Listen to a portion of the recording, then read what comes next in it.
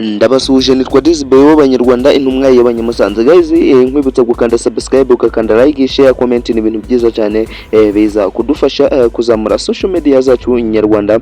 Guys, nkuzaniye amakuru agiye atandukanye ariko ni inkuru y'akababaro ku mutwe wa M23 urwanya ubutegetsi bwa Repubulika Iharanira Demokarasi ya Kongo. Ese naye makuru arimo kugenda acaracara mu bitangazamakuru hano mu Rwanda cyangwa se hano ku isi yose.